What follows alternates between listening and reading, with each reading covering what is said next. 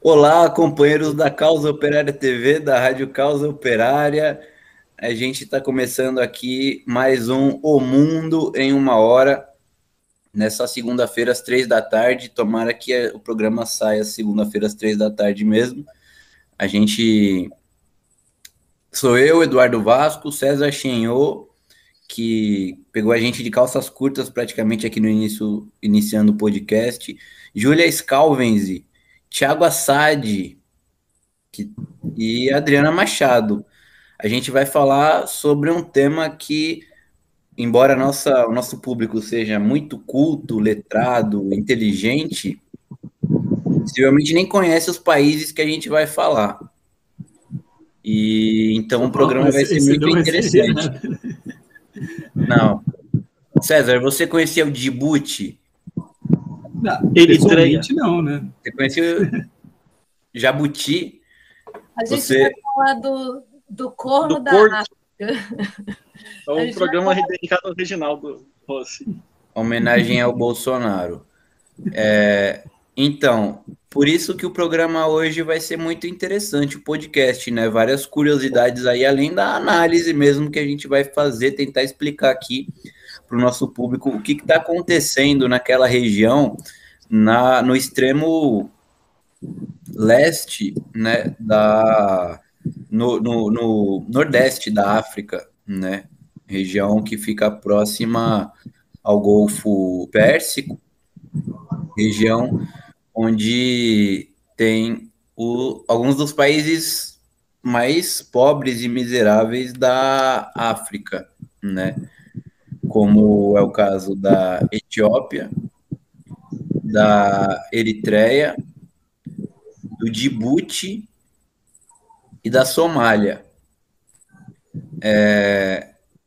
Essa região, né, ela fica ao leste do Sahel, né, que é a região ali que corta a África de leste a oeste e que é o início, né, basicamente, da área árida, né, do continente africano. Os países que estão ao norte dessa região são países majoritariamente muçulmanos, né? Alguns mais ao sul, nessa parte norte da África, ainda de maioria negra, mas já a chamada África Branca, né? Com Argélia, Marrocos, Líbia, Egito, ao extremo norte aí dessa região. Então a gente vai falar do conflito que está acontecendo, né? 2020, 2019, mais ou menos, começou a aparecer na imprensa, né, notícias a respeito de uma frente que é em português, né? Em português é uma frente originada ali na região do Tigré. Vocês, companheiros aqui do podcast, não sei se vocês tinham pesquisado no Google, porque todo mundo fala em inglês Tigray, porque todos influenciados pela Adriana. Mas se você digitar no Google Tigray, vai aparecer ali o aportuguesamento disso, que é Tigré. Vamos começar então a falar. Lembrando só uma coisa, talvez seja desimportante, mas é que a Etiópia tem um grande número de cristãos também. É um dos países com uma população cristã muito grande também. É cristã ortodoxa, né, a população. Acho que 70% da população. Enfim, muito judeu, não sei por que... Muito judeu. Não, é interessante, porque nesses países, né, dessa região toda do norte da África, a partir dessa linha do Sahel, são majoritariamente muçulmanos, né, mas realmente a Etiópia é um país muito... diversificado. Isso, é um país muito curioso, assim, do ponto de vista étnico, cultural e religioso, porque tem muitos cristãos ortodoxos, inclusive essa região, né, a população etíope, ela é muito religiosa e existem relatos aí milenares, né, sobre os povos que ali habitavam, e muitas histórias religiosas, né, e como a Sade falou, tem também, curiosamente, uma população grande judaica. Inclusive, recentemente, em 2020, se eu não me engano, os etíopes que foram para Israel, né, estavam sendo muito discriminados lá em Israel, porque tem uma população grande etíope em Israel, justamente porque eles muitos são judeus, e como judeus têm direito, né, de irem viver em Israel, mas como o Estado de Israel é um Estado racista, né, contra os palestinos, eles também adquiriram esse racismo contra os negros africanos judeus, como é o caso dos etíopes. Já que a gente entrou nisso daí, só uma curiosidade, né? Porque a gente está falando disso daí, a Etiópia ela tem uma importância muito grande para as 3 religiões aí. Para essas 3 religiões, né? Para o judaísmo, para o cristianismo e para o islamismo. Segundo a tradição, vamos dizer assim, eu ia dizer a lenda, né? Mas segundo a tradição, o Salomão teria casado com uma etíope, né? Uma das mulheres dele seria etíope. Isso aí eu pesquisei agora rapidamente, seria a rainha de Sabá, do reino de Sabá. Isso é uma coisa que eu não sabia. Mas, enfim. Eu queria lembrar que o motivo da gente ter escolhido essa região é que depois da derrota do imperialismo no Afeganistão, a gente começou a ouvir falar dos grupos islamitas que começaram que podiam também derrotar o imperialismo em outras zonas onde o imperialismo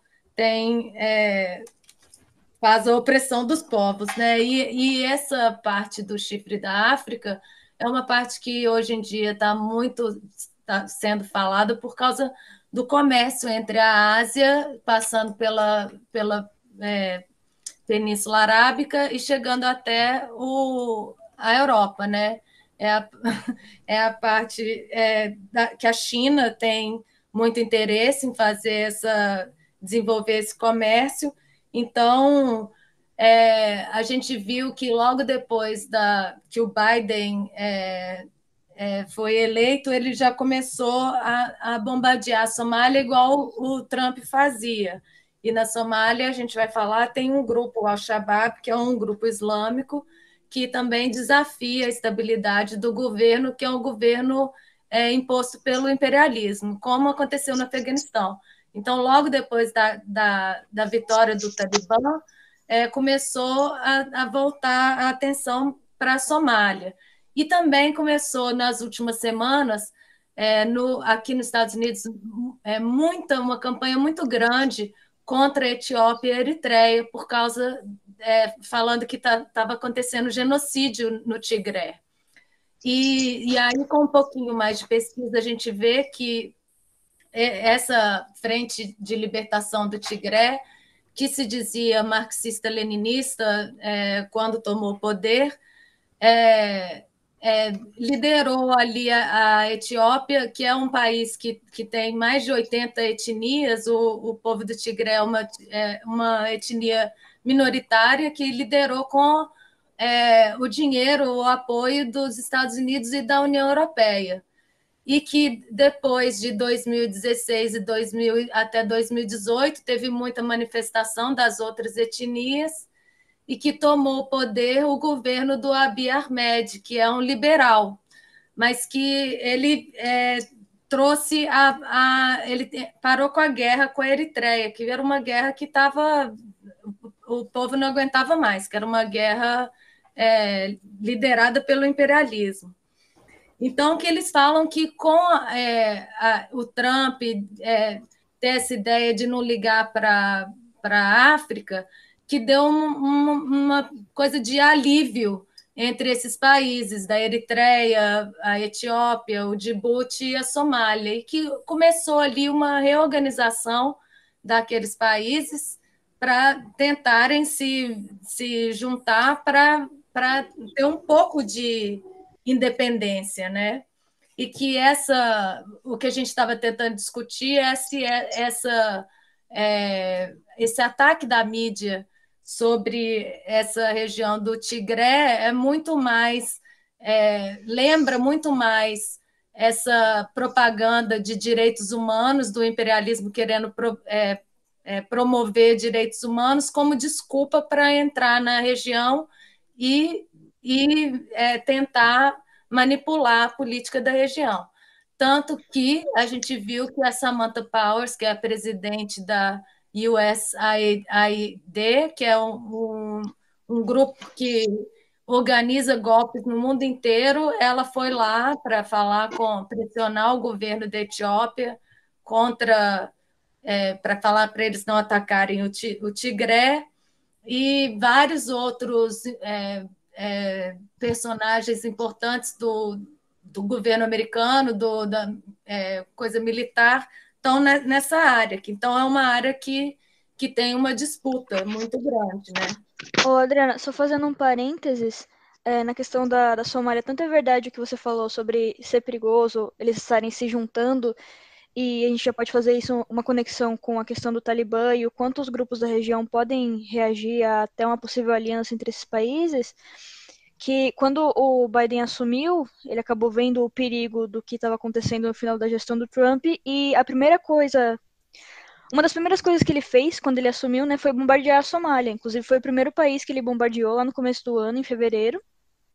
E a partir daí, ele por mais que ele, na época, tenha acabado de retirar as tropas americanas de lá, e ele só espalhou elas em volta, e começou, por mais a demagogia de retirar as tropas e tudo mais, ele começou uma série de ataques, principalmente usando a desculpa de ser contra o Al-Shabaab, que é o grupo que os Estados Unidos considera terrorista, que tenta promover, pelo menos, parte da libertação dos povos naquela região ali. Só esse parênteses aí para sua fala.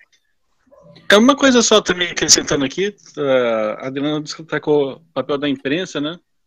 Que está fazendo essa propaganda agora, mas a imprensa americana ela já coloca um conflito aqui interessante, porque no jornalismo americano vai aparecer que a guerra tem 9 meses de conflito. Essa última onda de conflitos na Etiópia, né? Tem 9 meses. Desde que começaram as agressões, mas o governo etíope, o Abiy Ahmed, recentemente publicou aqui uma carta aberta para o presidente americano, Biden, né? Reclamando que os ataques, na verdade, começaram em novembro do ano passado. Alguns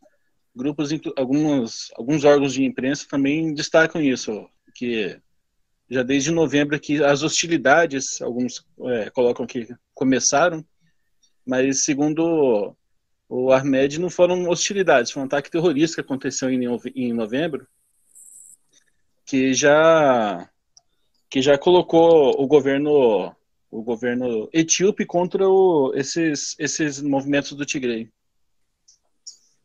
Pois é, por isso que a gente achou que valia falar, porque a gente viu que estava tendo uma campanha muito grande do imperialismo, falando que estava tendo genocídio na região, e enquanto estava sendo ignorado esse fato, que o pessoal do Tigré que foram os primeiros a atacar, e atacaram não só na Etiópia, o governo federal da Etiópia, mas também na Eritreia.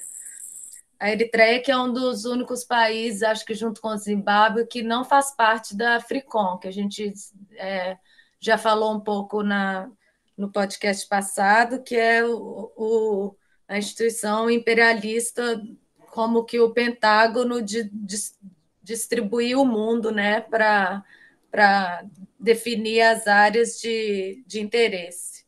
Então, a Eritreia é um dos únicos países que não colabora com a Africom. A gente até tinha falado no último podcast sobre o golpe lá na Guiné, que foi dado com o apoio da Africom. Então, que eles estão fazendo várias ações no norte da África, né?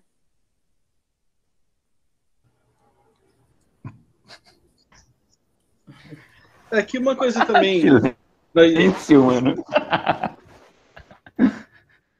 Não precisem ter medo, para falar, gente. Não, tá, Ó, uma curiosidade, só uma coisa. A Eritreia, né? A Eritreia, ela sempre, nos últimos anos, nas últimas décadas, né? Ela tem se caracterizado por ser um país muito fechado, né? É um país ninguém muito, né? Na verdade, ninguém fala muito de nenhum desses países aí do chifre da África, né? Mas a Eritreia é um país, alguns países do mundo aí pode ser colocado assim ao lado de países como Turcomenistão, Birmânia, né, que tem regimes muito fechados pro estrangeiro, né? E é uma coisa curiosa, porque os países da África, eles são historicamente países que totalmente expostos, né, ao estrangeiro, tudo. A Eritreia já é uma situação um pouco diferente. A Eritreia, ela era uma parte da Etiópia, na verdade, até 1993, quando ela foi separada, declarou sua independência, que é uma coisa também interessante da gente considerar nesse conflito todo, porque mostra que já existe um processo histórico aqui em andamento, no sentido de uma balcanização aqui da Etiópia, né? O imperialismo, com certeza que tem interesse em dividir esse pedaço todo da África, né? Do chifre da África. No caso da Etiópia, já o interesse sobretudo do imperialismo italiano nessa região. A Mussolini invadiu, né? XIX, né? O Mussolini invadiu a Etiópia. Grande imperialismo italiano, né? A grande conquista do Mussolini foi ter invadido a Etiópia. Coitado.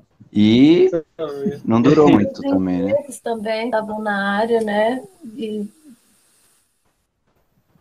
E é uma área ali que passa 7 bilhões de produtos de comércio, 40% do petróleo do mundo. É uma área muito importante.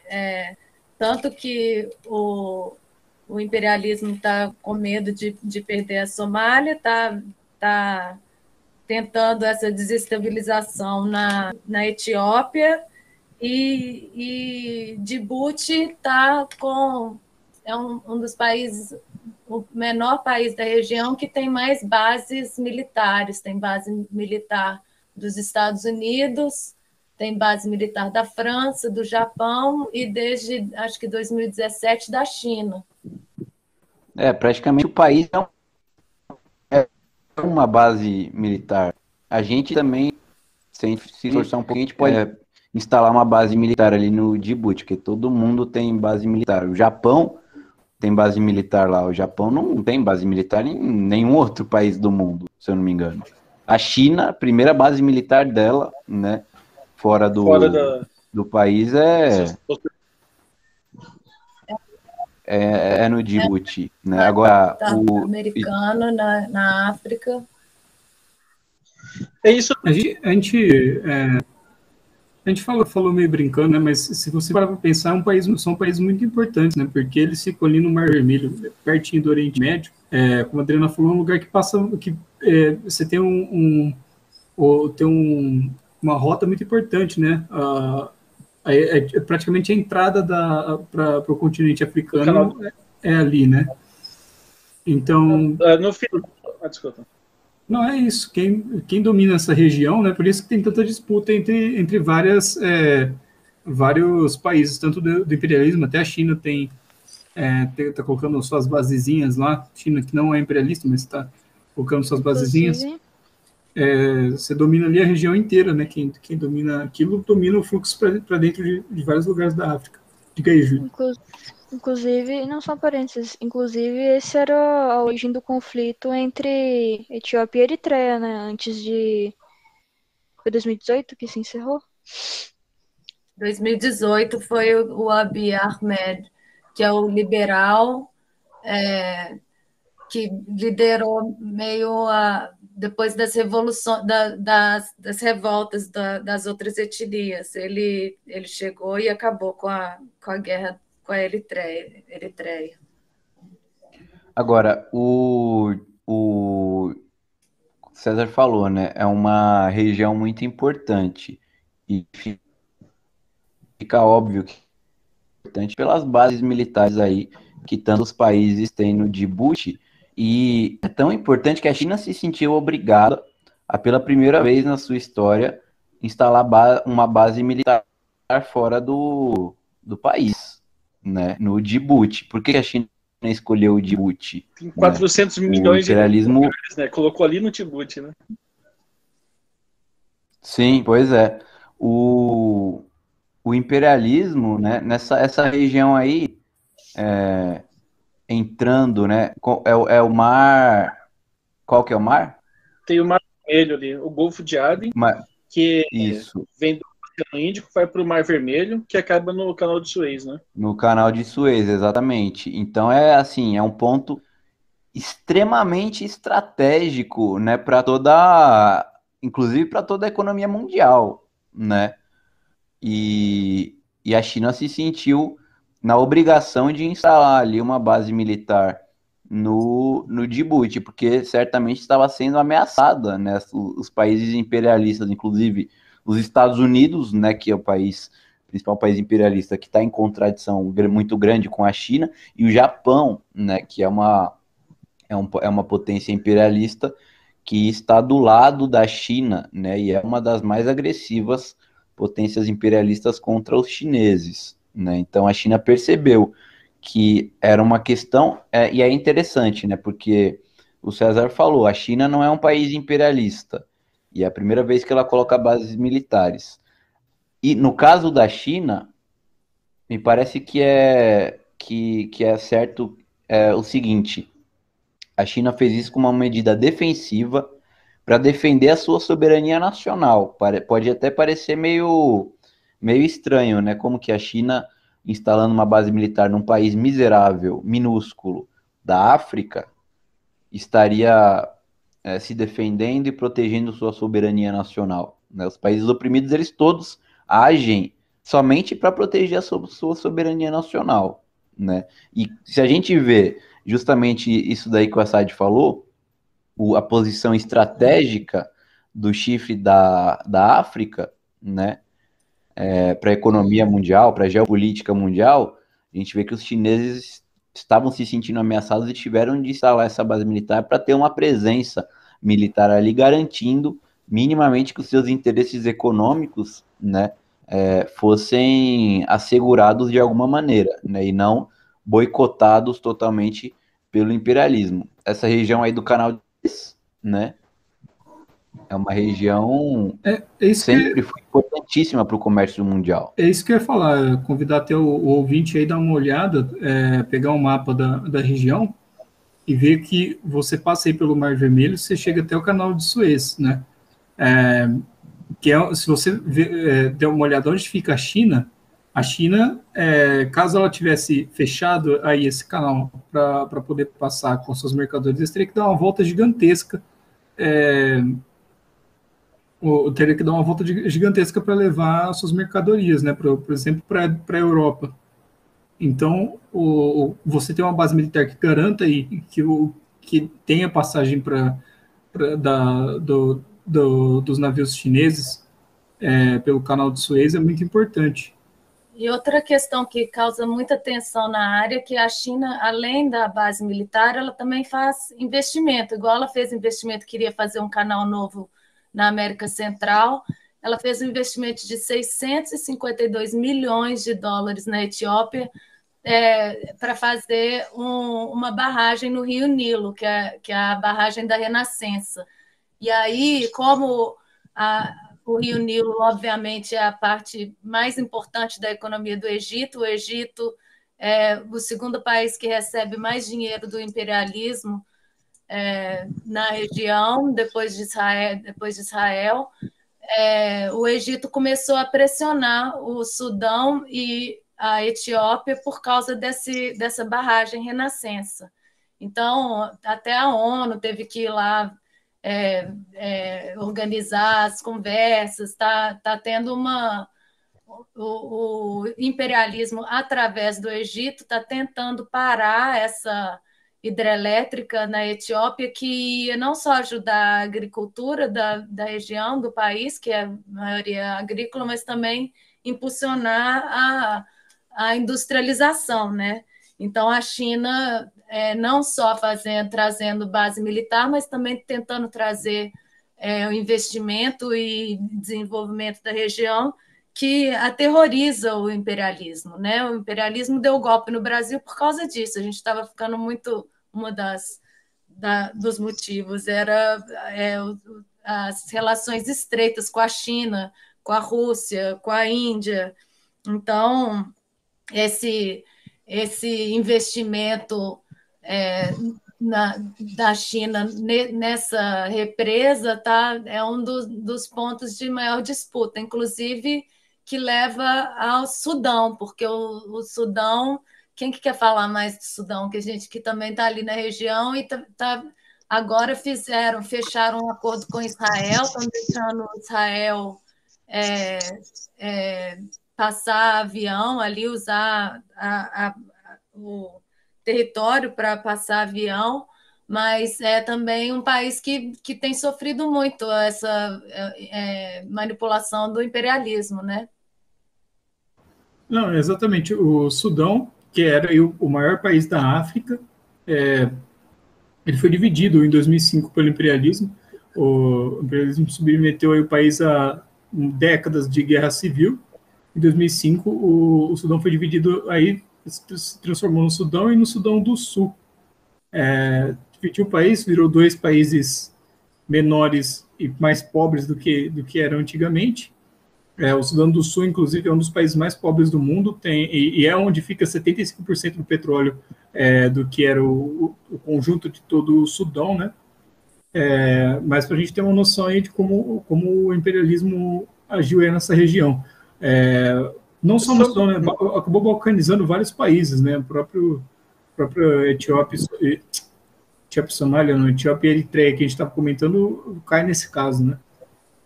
Mas a Somália, ela também, ela foi colonizada em parte por franceses, em parte por ingleses, e foi dividida. O Djibouti, inclusive, era a Somália, era uma parte da Somália, né? Se você vê, é isso daí que é estranho, porque se você vê todos os países da África, por menorzinho que seja, pode ser um país assim, tem 2 pessoas, uma delas é separatista, né, quer se separar da outra parte do país. Aí você vê que tipo, essa pessoa que é separatista, ela recebe dinheiro aí da ONU, dinheiro dos Estados Unidos, né, ela é democrática, a outra pessoa é genocida, enfim.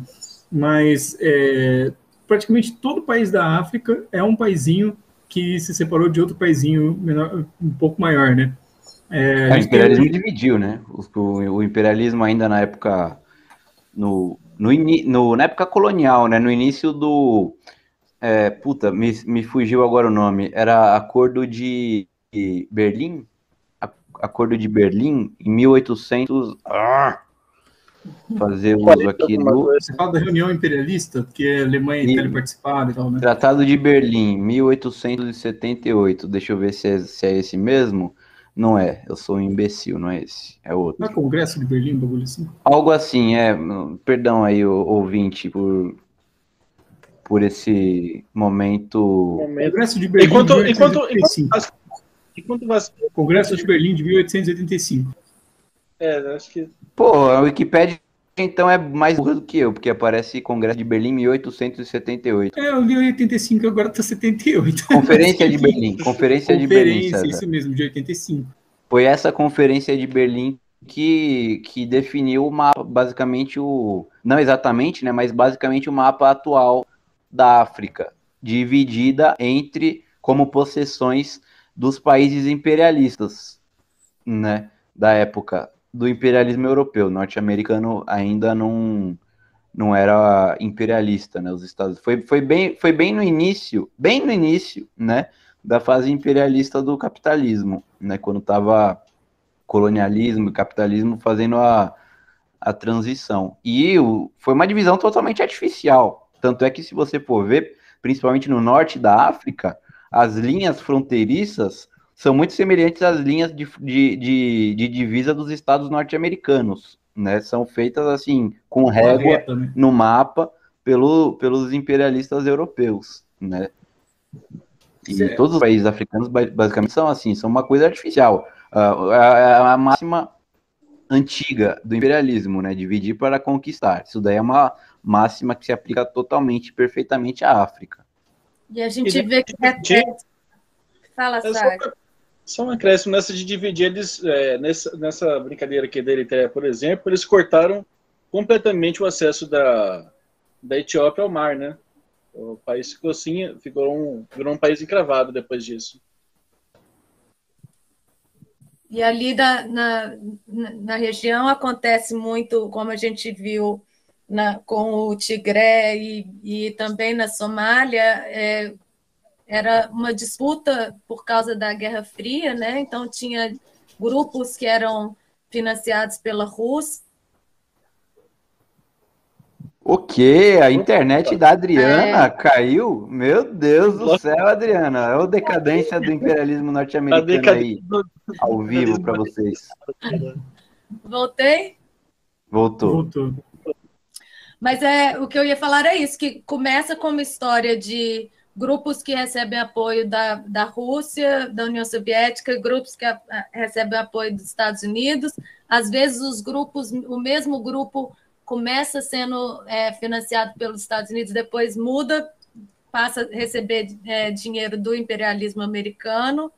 E então o Al-Shabaab, que é o grupo na Somália, ele hoje está lutando contra o governo que é apoiado pelo imperialismo, mas ele foi fundado originalmente pela Al-Qaeda do Osama Bin Laden, quando o Bin Laden recebia dinheiro americano. Então, de certa forma, como o Talibã é um grupo financiado pelo imperialismo que hoje volta para ir contra o imperialismo e desestabilizar na Somália a gente lembra daquele filme do Black Hawk Down, do helicóptero, e tinha Operação Restauração da Esperança, intervenção humanitária, a gente já viu toda essa história, né? E eles tentando fazer de novo na parte do Tigré agora, falar que está tendo genocídio para poder entrar com uma Operação Serpente Gótica número 7 e destruir a região de novo.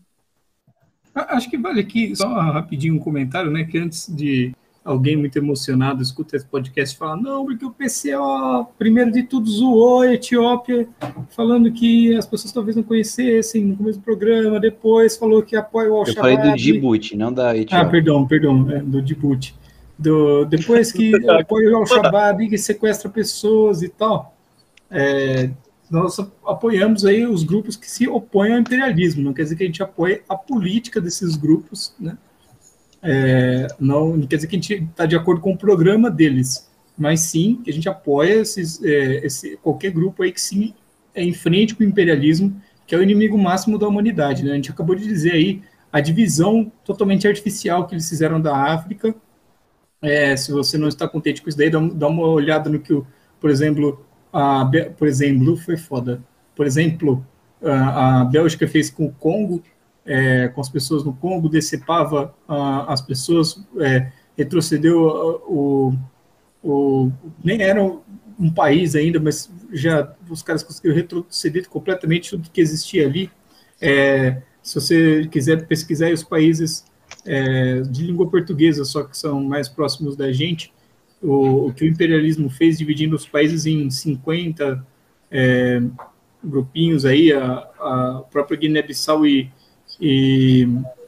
Cabo Verde separou no meio, o imperialismo tenta ainda separar a Cabinda de Angola, então nós somos contra essa política aí e apoiamos quem se dispõe com ela e quem, por exemplo, peguem armas para enfrentar o imperialismo nesse sentido.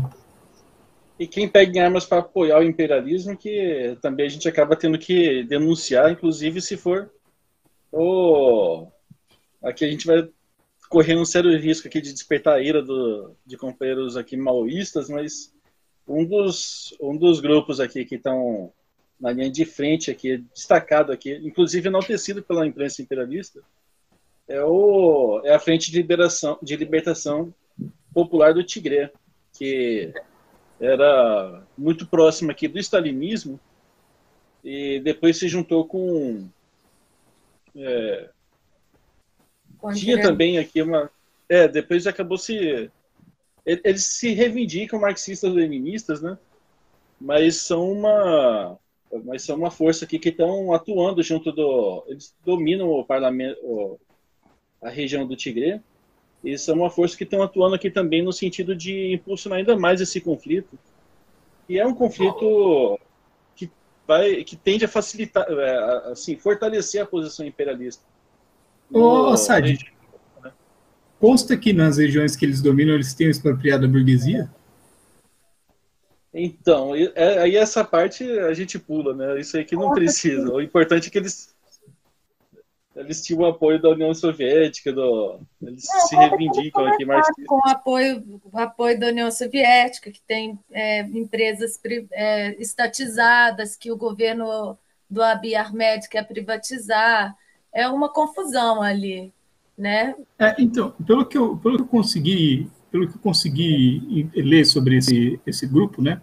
Eles eram contra o governo pró-União Soviética que existia na Etiópia, até a queda da União Soviética. Eu perdi o nome como sempre, eu perdi o nome do Ferinha, que era o líder do país, mas aconteceu uma revolução na Etiópia em 74. A burguesia ela foi expropriada em grande medida, não sei se completamente, mas os bancos foram expropriados, nacionalizados, houve uma reforma agrária e tal, e o governo que se formou era a favor da União Soviética, era próximo da União Soviética. Esse grupo do Tigré, esse grupo dito maoísta, se insurgiu em armas contra o governo revolucionário, né, dizendo que não era uma revolução total, e que, na verdade, eles precisavam fazer uma revolução total na Etiópia. Aí, quando esse governo caiu, e quem chegou ao poder foram os ultra-esquerdistas do Tigré, que queriam fazer uma revolução total, esses ultra-esquerdistas do Tigré deixaram de lado a retórica marxista e Puta, sempre quando alguém tá falando uma coisa importante, a pessoa tem um derrame. César, você teve um derrame aí. Você tá brincando. Ele falou, quando os esquerdistas do Tigré chegaram ao poder... Então, quando eles chegaram no poder, eles deixaram de lado aí tudo que eles falavam sobre o marxismo, né? E aí eles ficaram 20 e tantos anos no poder. 27 anos no poder, e o que eu entendi foi isso, que eles lideravam dividindo o país, colocando um grupo contra o outro. Eles eram um grupo minoritário que estava em guerra lá com a Eritreia e dividiam todas as etnias. E foi até em 2016 que começou a ter essa união das diferentes etnias contra o TPLF. Um negócio, como vocês podem ver, complicadíssimo, né? A União Soviética, ela, principalmente a partir dos anos 70, ela começou a fazer acordos comerciais, de cooperação militares, tudo, educacionais, de saúde, com vários governos africanos, né, que eram fruto de revoluções de libertação nacional, de independência, né? Fizeram isso com os governos de língua africana, Angola, Moçambique, fizeram isso com diversos países da África Negra, mas também da África Branca, né? E foi o caso que a gente está falando também. Só que a União Soviética, já com o stalinismo, né, com o Estado operário totalmente degenerado, ela não tinha qualquer aspiração internacionalista, revolucionária, ao fazer aliança com esses países.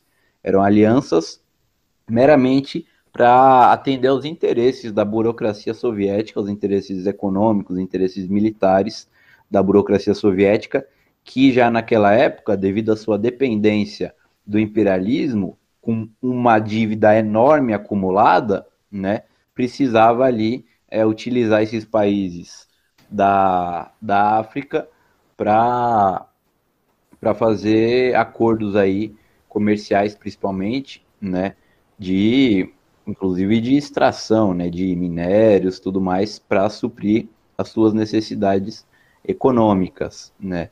E esses governos na África, em um primeiro momento, eles podem ter sido revolucionários, mas nunca chegaram realmente, né, a edificar um Estado operário. É o caso de Angola, é o caso de Moçambique, é o caso da Argélia, é o caso do Egito, já mais antigamente, né? E é o caso desses países aqui que a gente está falando, como a Etiópia. Logicamente que com a Revolução, a independência nacional, uma parte significativa, a maior parte da economia, quase toda inclusive, foi estatizada, né? O que não significa que o país tenha tido condições ali de suportar, né, um Estado operário, um Estado revolucionário, diante do atraso enorme, né, que esses países lhes era imposta, né, a miséria, tudo mais, nesses países. Então, uma contradição natural aí dos países africanos tão atrasados, né, é que mesmo com revoluções, a situação continuasse muito caótica, anárquica, e esses diversos grupos aí, muitas vezes fomentados pelo imperialismo, né, ou mesmo pelas disputas geopolíticas entre o imperialismo e a União Soviética, acabassem dividindo o país, derrubando o governo, depois assumindo, depois iniciando uma guerra civil, né? Então a história desses países aí durante a Guerra Fria foi extremamente conturbada, até que finalmente... Pode falar, Sadi. Só dar alguns sobre esse atraso deles, é porque assim, são países que são muito atrasados, né? Por exemplo, a Etiópia, 80% das exportações dela vem do café. Parece o Brasil, assim, do período imperial, assim, antes da Revolução de 30. A Somália também vive da produção rural, quer dizer, são países muito atrasados também. E vítimas também desse processo de fratura que o imperialismo faz contra o continente africano, que torna essa cobrança das dívidas e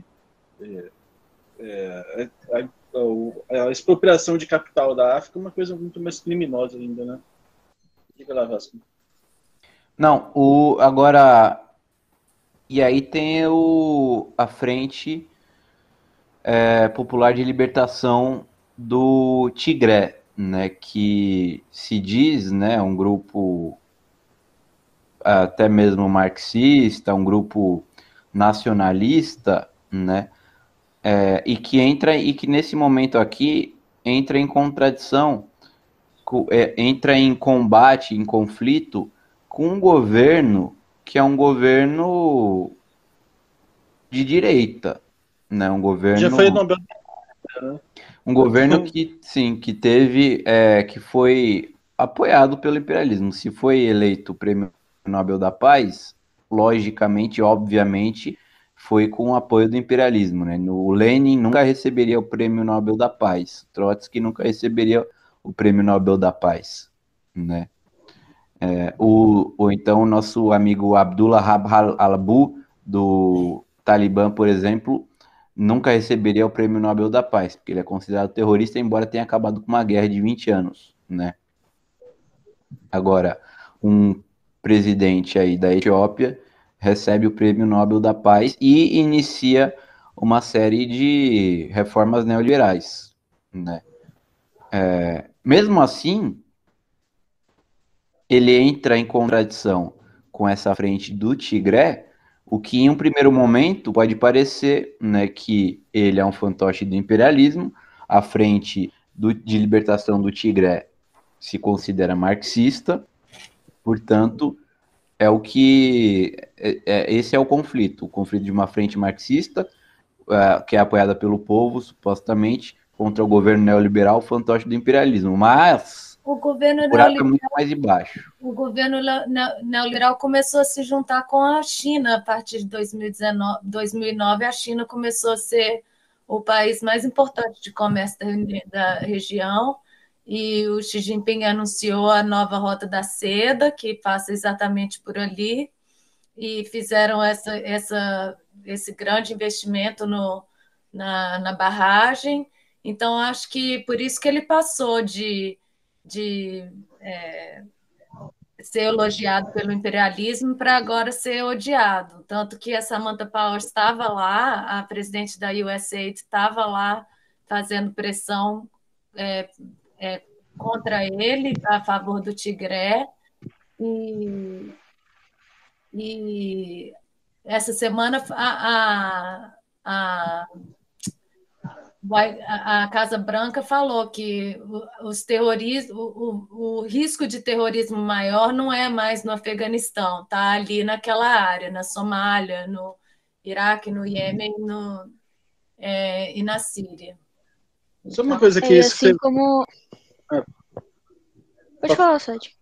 Não, a CNN colocou isso que a Adriana está colocando agora de uma maneira muito interessante, que assim, o Abiy Ahmed, o título da reportagem, inclusive, é essa, de laureado do Prêmio Nobel, a Pária Global, sobre o cara aqui, pra gente ver como que aconteceu uma transformação profunda ali, né? Mas então, quer dizer, o imperialismo tá atacando ele, né? Exato. Assim como o governo neoliberal se aliou com a China recentemente, a Frente de Libertação do Povo, não sei o que, do Tigré, acabou recebendo uma passada de pano imensa por parte do imperialismo, né? Porque as ações que o governo da Etiópia acusa essa frente do Tigré de realizar são ações que muito bem conseguiriam se associar com ações, por exemplo, do Talibã, no sentido de, tipo, eles atacam pessoas, e que muito bem poderia fazer o imperialismo classificar esse grupo como terrorista, coisa que eles não fazem, o que já indica bastante coisa. Mas eles já colocaram sanções no governo da Etiópia, né? Sim. Para a gente ver, né? A gente não pode julgar as pessoas ou os grupos políticos pelo que elas dizem ser, né? A gente tem que julgar pelo que elas são na prática. A contradição é tão grande, né? Uma contradição, assim, das maiores contradições que a gente pode ver atualmente, né? Um governo neoliberal que é atacado pelo imperialismo, enquanto que uma frente que se diz marxista, ela não é atacada pelo imperialismo, né? Porque o que interessa mesmo por imperialismo são as questões econômicas, né? Dominar a Etiópia e sugar tudo que os grandes monopólios precisam sugar desse país, e sugar dessa região do chifre da África. E se um governo neoliberal ele está fazendo o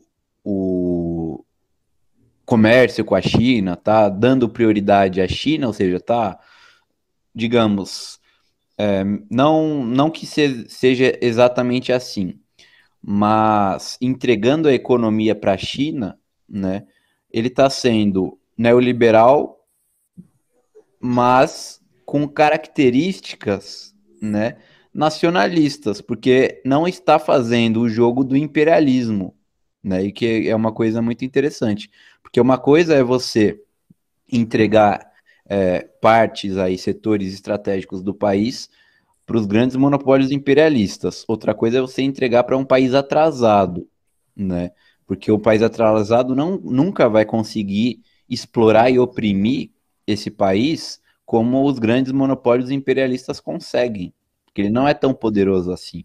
Pelo contrário, os grandes monopólios imperialistas, devido ao seu poder, vão boicotar, vão fazer de tudo para impedir que esse país oprimido, como é o caso da China, ganhe a concorrência desses grandes monopólios. E é o que aparentemente está acontecendo na Etiópia, né? o governo etíope está sendo atacado pelo imperialismo, a Frente de Libertação do Tigré, que não devemos julgar pelo que eles pensam que eles são, está sendo apoiada pelo imperialismo contra esse governo, justamente por uma questão de mercado, né? Para que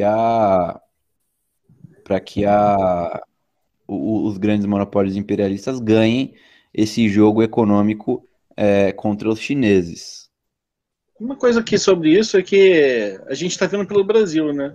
Esse é o tipo de conflito que você abre com o imperialismo, que você só consegue levar adiante se você tem algum nível de base popular. Então, por mais que pareça uma coisa assim meio estranha, você atender a China, priorizar a China em detrimento do imperialismo, como o imperialismo consegue mobilizar forças dentro do país, muito mais do que a China, então esse é o tipo de uma opção política que revela aí indica pelo menos, né, uma certa autonomia política dele, né, que ele só pode conquistar isso tendo apoio popular. Só uma coisa que eu queria acrescentar sobre esse conflito também, que eu acho interessante, antes da gente encerrar, companheiros, é que a conterrânea do César, a Michelle Bachelet, ela é do Alto Comissário das Nações Unidas para os Direitos Humanos e teve lá na Etiópia, já abrindo aqui aspas para as palavras dela, destacar aqui, como ela disse, a violência sexual e de gênero, caracterizada por extrema brutalidade no conflito entre a Etiópia e o Tigré. Imagina. Foi tudo que a Bachelet falou sobre isso? Não, ela falou mais. Ela falou um pouquinho mais, mas é seguinte, o principal problema para ela. É isso que ela está destacando aqui na fala dela. A violação de direitos humanos baseada no gênero. O César é chileno, gente. Chileno. Acho que só o César vai entender essa piada extremamente interna entre eu e ele. Apesar que eu realmente ser chileno, o cara que acha que tem uma piada, deu falar isso. Nossa, mas então enfim, você não se lembra, tá bom. É uma piada tão interna que está internalizada em mim. Eu acho que piada eu lembro. De mim, na verdade, mesmo. Na verdade, não lembro, não. Acho que só você mesmo sabe essa piada. Acho que nem você, na verdade. Essa aí é uma piada interna, né? Porque tá só dentro de você, Mascão. Enfim, vários lugares que a gente deu uma lida antes de fazer o podcast falavam que atacavam os dois lados, né? Era meio que o nem, nenhum nem outro, ou então fora todos, né? Como alguns grupos já levantaram aqui no Brasil. Mas, por exemplo, os Estados Unidos, o Blinken, não sei como pronunciar o nome desse cara. Blinken, Adriana? Blinken, ele disse que se não fosse resolvido a guerra aí, se não tivesse uma resolução no conflito, eles iam colocar sanções para os dois lados do conflito. Mas assim, é meio estranho, né? Como que você vai colocar sanções? Beleza, você vai colocar sanção no governo e você vai colocar sanção numa parcela da população que não é do governo, que não sai do país, né? Um negócio meio bizarro, assim, né? Tipo, que tipo de sanção o cara dito rebelde poderia sofrer, né? É uma coisa muito, muito engraçada de se pensar, né? Mas quando você fala, não, nem Maduro nem Guaidó, vamos colocar sanções nos dois. De agora em diante, a Venezuela não pode fazer comércio com ninguém, tipo, e aí, o que o Guaidó sofreu com isso? Que nem você falou, nem aqui do PSTU, nem PT, nem a direita, o que significa, né, nem governo, nem oposição, o que significa oposição, né, sempre assim, invariavelmente é assim. Então, na Etiópia, né, é uma coisa extremamente complexa, né, a gente também aqui não é o dono da verdade, a gente tenta analisar com base em informações muito escassas que a gente consegue, né, e logicamente que o buraco é muito mais embaixo do que a gente mesmo chegou até aqui, né. O Blinken, ele acusa a Etiópia de limpeza étnica no Tigre. Então, a gente já viu identitarismo e necessidade de voltar a direitos humanos, né? São acendem duas lanternas. Os Estados Unidos têm muita moral para falar sobre a limpeza étnica dos outros países, né? Eles têm lugar de fala para falar sobre isso, certamente, né? E isso eles entendem. O que, Lassade? Fala de novo. Não, desculpa, eu estava falando que os Estados Unidos entendem, o governo americano entende de limpeza étnica, eles têm lugar de fala sobre isso, né? Mas para falar deles. A CNBC também está falando aqui que não só a China está investindo na região, mas a Rússia está balançando o status quo na África, investindo na Etiópia e na Nigéria, trazendo influência militar para a área e ameaçando a dominância francesa e americana. Então, com certeza, a gente vai continuar de olho nessa área, né? Porque só nos Estados Unidos está lá a Samantha Power, está o outro que fez a guerra da Síria, o Jeff Feltman, que foi um dos organizadores da guerra da Síria, também foi mandado para lá, para essa região. Então, com certeza, essa disputa não termina aqui nesse podcast. Bom, mas eu acho que o podcast termina aqui, aparentemente. Se alguém tiver mais alguma coisa para falar sobre esse tema interessantíssimo, curiosíssimo e complicadíssimo, acho que não. É só eu que tenho algumas coisas para falar aqui, que se você gostou do nosso podcast, compartilha aí nos seus grupos de amigos, para conhecerem. A Vasco, passamos Fala, Júlia. Pode falar à vontade, Júlia. Não é pra focar mesmo no que você tá falando agora. Passamos de 500 inscritos no canal Internacionalismo. É só pra dar uma salva de palmas, parabéns, por favor. E bater o palmo. Eu levantei a mão aqui, pensei que tinha opção de bater palma, não tem. Vocês podem se inscrever no canal Internacionalismo. É só digitar Internacionalismo na barra de busca do YouTube, filtrar por canais, ou então na CO TV mesmo, você clica lá em canais, vai ter o Internacionalismo, que é o canal com o maior número de inscritos dentre todos os canais aí associados à Causa Operária TV. Estamos sambando na cara de todos os outros canais aqui, porque somos os melhores. Então vocês Quando chegamos a 1.000 inscritos, a Adriana vai invadir a área 51 dos Estados Unidos para libertar todos os extraterrestres que se encontram por ali. E trazer eles para participar do nosso podcast. E de passagem também ir lá na casa do Cris. Levar os aliens para casa do Cris. A gente não pode mais falar da casa do Cris, porque a gente descobriu que na verdade foi gravado num estúdio. Então, não existe a casa do Cris de verdade. Levar os aliens para o estúdio onde foi gravado o Cris. E gravarem uma nova série. Nossa. Com a gente. Nossa, já deu. Só que acho que a gente já tá passando um pouco do ponto, porque a gente tá gravando esse programa aqui domingo e já são quase 11 da noite. Então acho que é melhor a gente encerrar o nosso programa, porque a gente já tá começando a falar um pouquinho de merda. Vamos dar uma boa semana para todo mundo que ouviu o nosso podcast. Agradecer novamente a audiência. Inscrevam-se no canal Internacionalismo. A gente volta na próxima segunda-feira com mais um O Mundo em Uma Hora. Valeu, pessoal. Tchau. Falou.